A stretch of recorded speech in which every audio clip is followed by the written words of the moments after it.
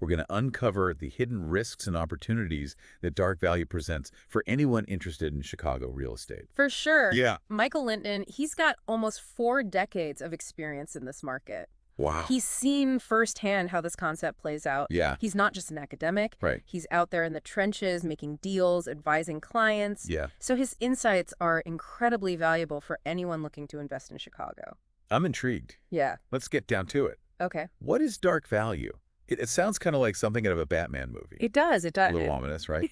Right? Maybe. It's not quite that dramatic, Okay. but it does highlight a potential dark side of real estate. Oh, okay. In simple terms, dark value is the estimated value of a commercial property. Mm-hmm. If the main tenant leaves or goes dark, Okay. think of it as the property's value in a worst-case scenario. So it's about assessing risk, looking beyond the surface, Absolutely. and considering what happens if things go wrong. Exactly. So say you have like a big box store Right. in a suburban shopping center. Yep.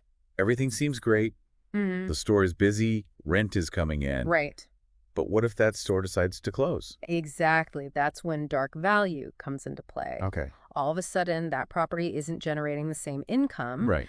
and the owner has to scramble to find a new tenant. Yeah. And as Michael Linton points out, finding a replacement that's willing to pay the same rent as that big box store Yeah. can be a challenge. It's a big space to fill. It is. Right.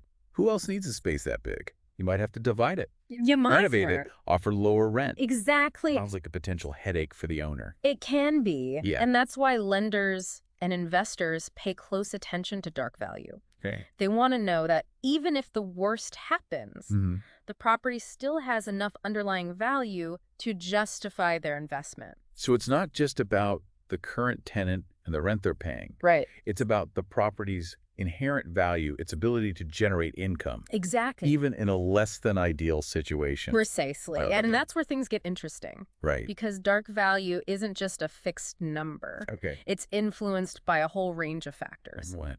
Give me some examples. Okay, so think about location. Okay. A property in a prime downtown area might be less vulnerable to dark value Okay. than a similar property in a struggling suburb. Okay. So location matters. It does. Why is that? Because even if one tenant leaves in that prime location, there's likely to be high demand from others who want to be in that desirable location. That makes sense. Right. So location is key. Location is key. What else affects dark value? The type of property matters too. Okay. A single tenant retail space, Mm-hmm. like that big box store we mentioned, generally considered higher risk than a multi-tenant office building.